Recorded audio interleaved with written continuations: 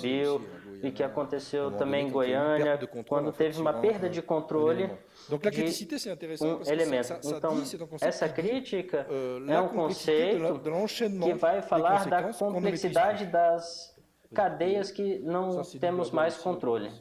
Le slide important peut-être, et si je suis arrivé là, déjà finalement c'est pas mal. Bom, se eu cheguei até aqui, então já é bastante. E se não tem nenhum alerta, quer dizer que eu estou indo bem. La criticité, elle va pouvoir se représenter sous forme de gradient de la critique. C'est-à-dire que dans les phénomènes qu'on observe, criticidade nos fenômenos que olhamos, podemos pegar o exemplo da medicina.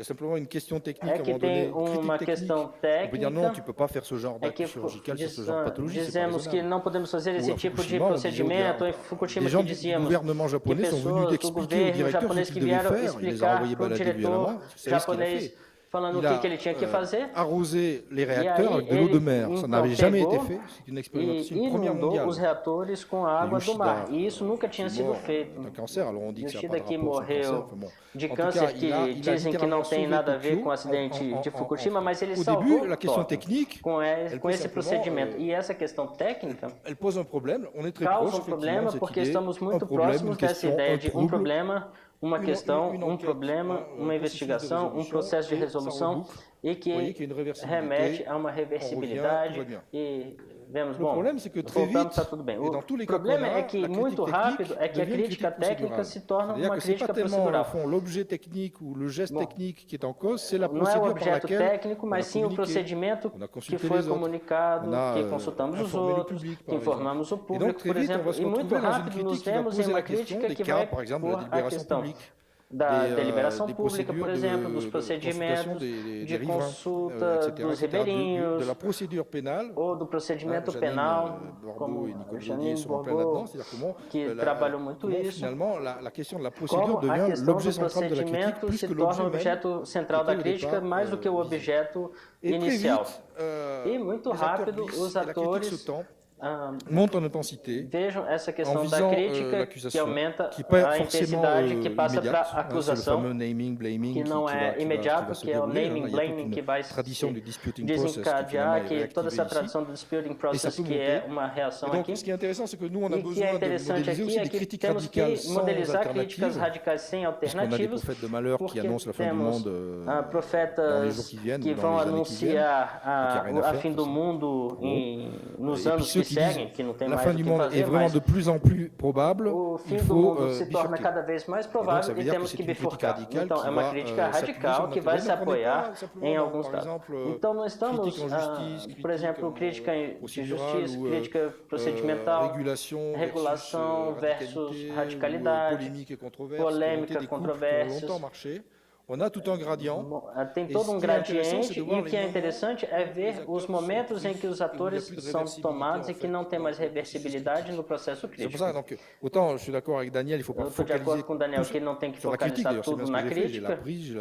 Então, eu tenho a tomada, eu tenho a tangibilidade, tenho outras coisas, mas finalmente a maneira em que a crítica invade progressivamente o mundo dos atores e como se torna antinuclear. Por exemplo, o César que defendeu sua tese, que era uma pessoa que não era antinuclear, que fez a tese sobre a central nuclear e que agora é totalmente antinuclear. Então ela viu de dentro como era administrado esse risco nuclear e teve então uma subida não em generalidade, mas é realmente em intensidade, porque uma crítica, se não dissermos a intensidade e extensão, tem uma palavra crítica que não está modalizada. Mas é o tipo de modelização simples que chegamos e que nos permite caracterizar objetos. A mesma coisa com o consequencialismo. Podemos encontrar nos atores consequencialismos bem estabilizados, como tal tipo de exposição a tal tipo de poluente causa tal tipo de câncer. E aí vamos ter que investigar, porque não conhecemos, descobrimos coisas fazendo, que criam protocolos de pesquisa.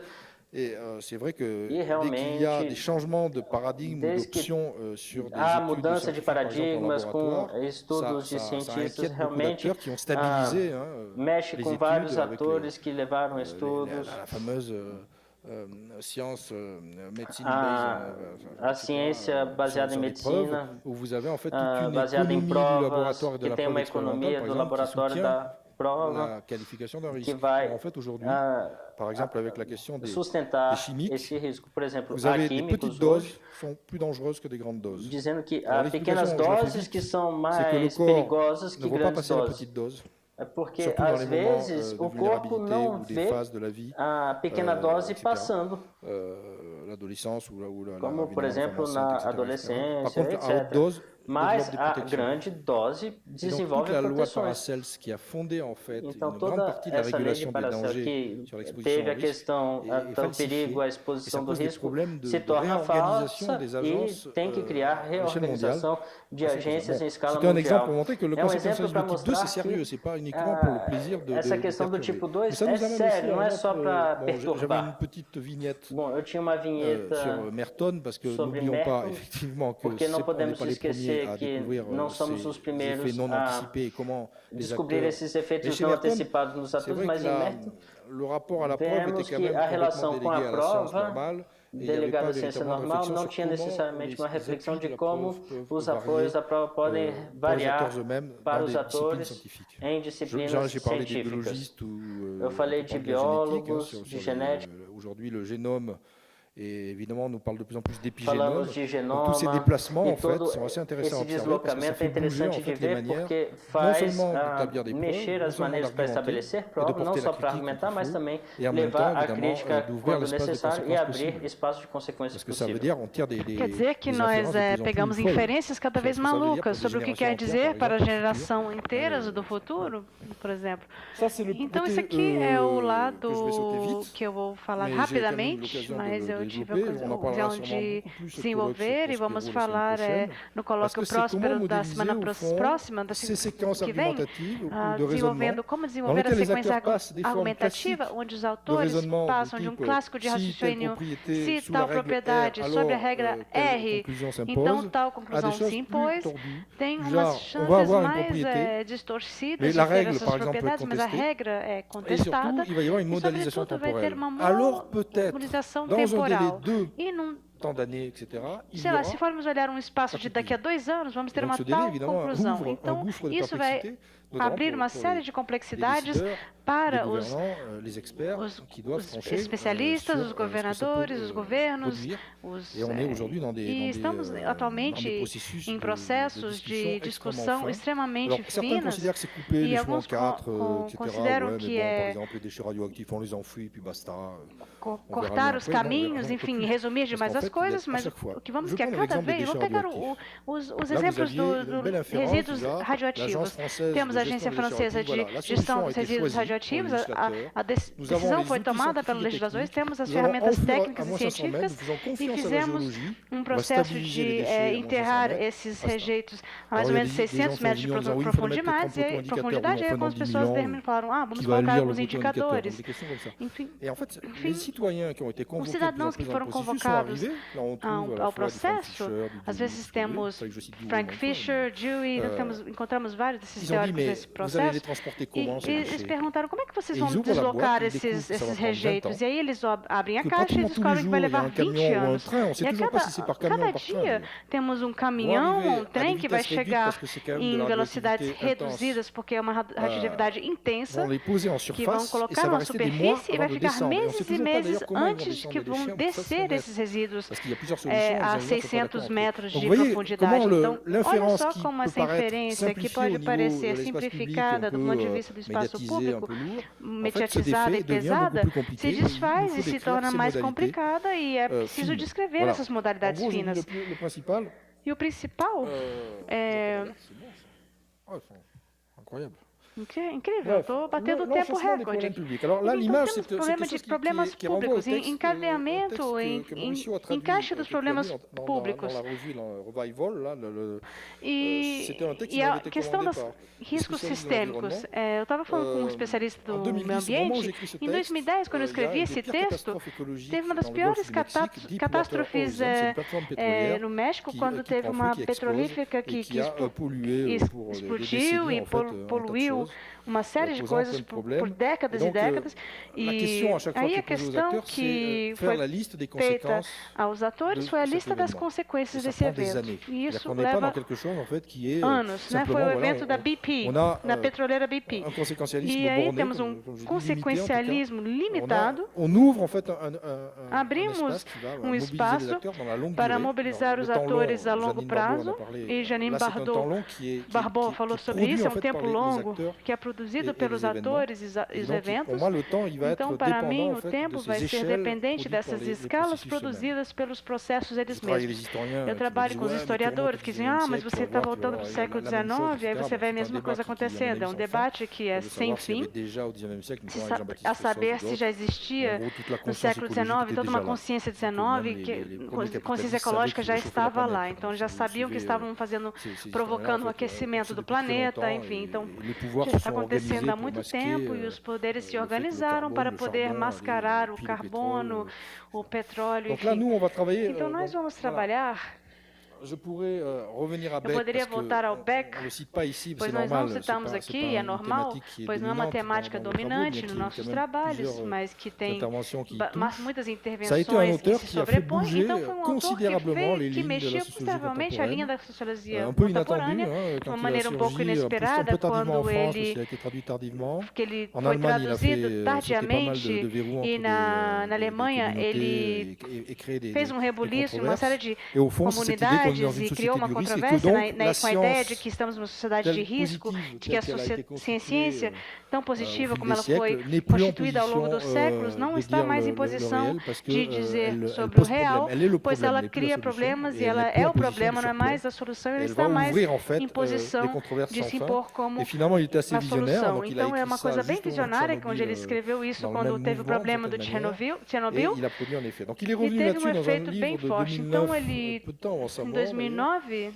saiu o seu livro, acho que ele faleceu em 2012 ou 2013, World at Risk, où là il passe de l'idée de l'étude du risque encore très état-nation, gérant les risques avec un système assurantiel, etc., et de la science nationale, à une idée cosmopolitique, e a ideia da où au fond la question ça va e, être no globale, fundo, a questão é et uma donc il faut questão développer une global, sociologie e é globale, preciso desenvolver uma qui a sociologia d'ailleurs global, mis sur le chemin Michel me Vigorka, qui ne colocou gère no plus que par les caminho global do studies. Michel Vigorka. Mais en tout cas, donc, Então, ce livre est intéressant parce esse qu'il y a un livro é déplacement là interessante, aussi pois é vers um le systémique et le deslocamento em global, direção qui ao devient de plus en sistêmico plus e ao global, irrémédiable. que C'est-à-dire qu'on a está l'impression qu'en fait, on peut se plus tornando y cada vez échapper. mais Chaque fois qu'on irremediável. ouvre une E não boîte podemos aujourd'hui, mais on se retrouve, on va escapar, dire, pois bah, cada c'est la vez que mondialisation. abrimos uma caixa, Évidemment. vemos Et o n'empêche que fenômeno ces da processus-là globalização. sont intéressants.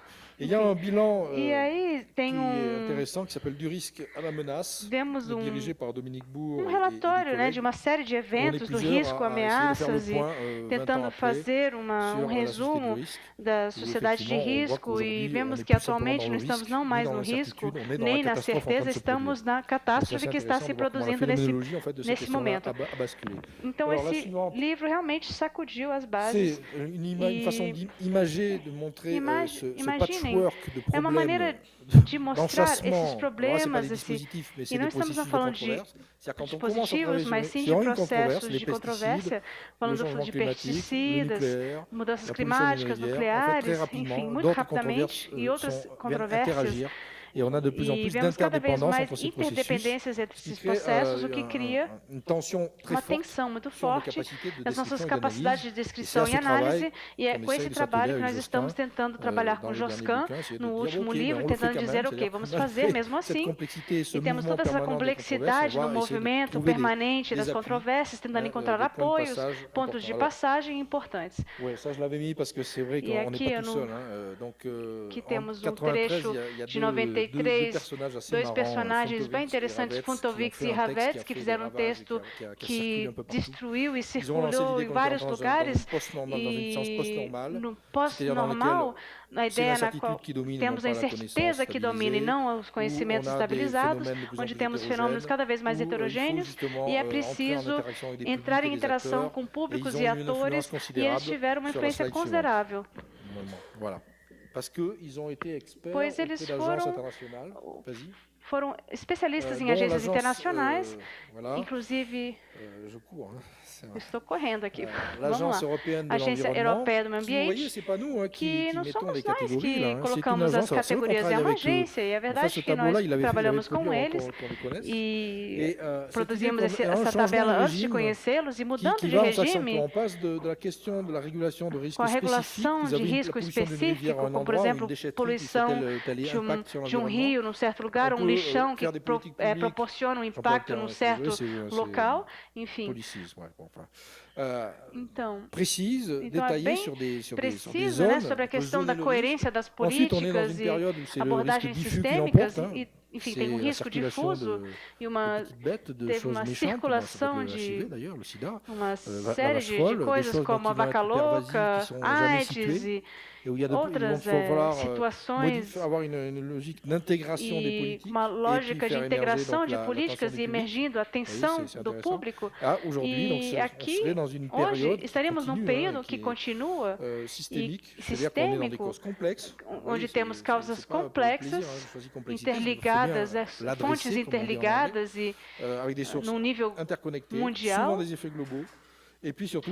sobretudo, um problema de coerência nas políticas que vão produzir rapidamente criar conflitos políticos, pois estamos tentando integrar diferentes mundos e tentando fazer com que eles sejam coerentes e visões alternativas do mundo, enfim. O próximo slide nos diz que podemos passar uma grande parte da nossa energia analisando a produção desses enunciados, que realmente hoje em dia são considerados como um senso comum, ou seja, já estamos numa catástrofe climática, é muito tarde, ainda podemos fazer algumas coisas, mas de toda maneira tem uma série de coisas que foram perdidas e que vamos precisar nos adaptar, e tudo isso produz efeitos bem profundos. O primeiro efeito sendo um próximo. Tem uma série de atores que vão descobrir soluções, criar soluções, empreendedores. São empreendedores que descobrem soluções e criam soluções. Então, tecnológicas, sobretudo com visões tecnoprogressistas do futuro, ou seja, não tem problema, a humanidade tem artifícios vamos desenvolver coisas cada vez mais inteligentes e vamos ser governados pelos dados e Big Data, enfim, tudo isso entrou como uma espécie de categoria e alguns estão tentando desconstruir e globalmente está se tornando uma coisa grande. E temos essa revolução digital também, que nos permite comunicar com o outro lado do mundo. Então, tudo isso faz com que a gente esteja numa revolução que vai em direção que o Kurzweil com os outros da Califórnia, cria essa questão da singularidade. Isso vai se produzir num momento onde uma ruptura vai nos levar a um mundo totalmente novo, com criaturas que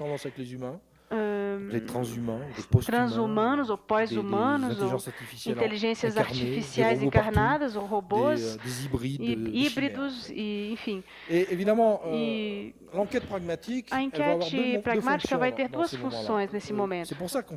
E é por isso que a pesquisa pragmática, e é por isso que eu gosto do título desse colóquio, Crítica e Pragmática. Pragmatismo. Porque é importante de desconstruir esse discurso, de não tomar ao pé da letra. Não é fundado na economia das promessas ou numa visão linear dos problemas técnicos.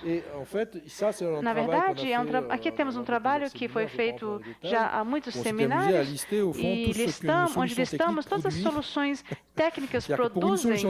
Então, para uma solução técnica, temos 50 problemas verdadeiros ou preocupações. Por exemplo, a raridade dos materiais e dos recursos. E outra preocupação é o que a tecnologia do meio ambiente está fazendo. E a outra preocupação é o que estamos fazendo com a gestão dos resíduos sólidos, enfim. E o que estamos fazendo com os nossos resíduos tecnológicos, como todos os celulares que estamos sempre comprando e trocando, enfim. Então, tudo isso é importante de mostrar que podemos mudar a uma escala guardando o mesmo tipo de intenção dessa pesquisa. Vamos passar rápido aqui? Eu queria levar vocês para... Quanto tempo eu tenho? 10 minutos. Rapidamente, eu queria mostrar que é preciso fazer esse trabalho de pesquisa. Podemos nos contentar de analisar esses grandes processos e ter uma proposta, e o Lujbeck vai falar isso, que ele não fazia grandes pesquisas empíricas, e isso permitiu o seu sucesso. O Blue Latour foi a mesma coisa. Então, com os transgênicos, foi uma enorme controvérsia que dura já 40 anos. Aqui temos na Alemanha, sobre a batata, uma criatividade dos atores que associam, pois são... Aqui é interessante, pois são antigas fitas cassetes e um híbrido entre uma fita cassete e uma batata. Então, vemos que no Brasil seria interessante que existam trabalhos pragmáticos sobre essa questão dos transgênicos, pois se olharmos o resultado de 30 anos de controvérsias, temos uma divisão do trabalho e que, no fundo, temos uma parte do mundo que faz os transgênicos e a outra não faz. A Europa resiste, exceto a Espanha. Então, temos produtores, comparado aos Estados Unidos, Canadá, Argentina. Então, temos, na verdade, uma configuração que emergiu de tudo isso e que, finalmente, as relações transnacionais. Na França, falamos muito do CETA e TAFTA, grandes acordos com os Estados NAFTA, com os Estados Unidos, México, enfim. Teve muitas disputas na América Latina, Colômbia, México, sobre esses acordos comerciais. Então, a questão dos transgênicos vai ser central para pensar sobre os objetos geopolíticos. Então, vamos acompanhar nesses autores a diferentes escalas e vemos que no Brasil, não somente um grande produtor, mas vocês são uma das raras curvas que está subindo, continua a subir em termos de transgênicos. E vemos aqui o trabalho que fizemos na controvérsia na Europa, com suas diferentes fases, e isso diz respeito mais à questão do software e corpos, enfim, pois não podemos nos encontrar nesses processos críticos longos, se não pudermos desconstruí-los. Estamos mais uma dimensão de arquivar que permite rapidamente que a gente possa analisar. Então, aqui temos momentos críticos que completamente basculou a questão da toxicologia, enfim. Aqui temos a questão dos novos transgênicos, já que os industriais foram pegos criando objetos que não correspondem exatamente à definição da Comissão Europeia, pois eles utilizam mutagênese dirigida que, para os anti-transgênicos, são considerados como transgênicos. E temos um colega que trabalha muito nessa questão, então aquele que define o problema, e no caso dos transgênicos, por que não tem transgênico na França? Temos pouco na Alemanha e quase nada na Europa do Norte, porque o grupo antitransgênico conseguiu ganhar a batalha da definição num campo de força, justamente, onde era preciso criar um relatório de uma relação de força. Então, enfim, isso aqui nos mostra que os atores vivenciaram toda uma sociologia do que aconteceu, uma tipologia das formas de agricultura. E, olhando aqui, passando no bairro dos Ministérios, eu vi esse pôster na parede que mostra que realmente é preciso levar isso a sério, pois, de repente, vemos nas paredes, nas ruas, essa crítica que fala do glifosato e conecta o glifosato com as grandes empresas, Monsanto, enfim. Vamos passar para o caso seguinte, que é bem denso, elefante branco. Com o Josquin, nós desmontamos esse elefante. Ele foi instalado em volta de um projeto na Grã-Bretanha para marcar a oposição da sociedade civil a esse processo maluco de construir reatores administrados por operadores franceses. Os ingleses foram inconscientes, então nós acompanhamos esse movimento e ao final o acordo foi passado aos policiais para poder esvaziar esse balão de ar, esse elefante. Foi realmente difícil. Foi algo muito preciso, uma aprovação realmente. Onde os objetos, as ações, as conexões estão nos dossiês, e são questões.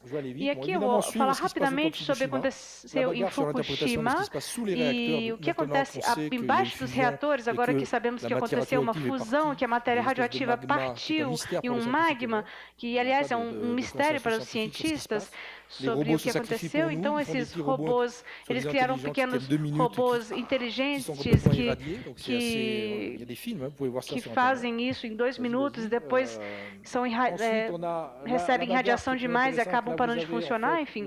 Então temos aqui, vemos um mapa do Japão, a reatividade produzida pelo operador oficial que foi responsável pela catástrofe e teve consequências fortes na justiça. Então o trabalho de Barbeau faz um cruzamento com o que nós estamos fazendo, pois no Japão eles vão depender da meteorologia, porque os cidadãos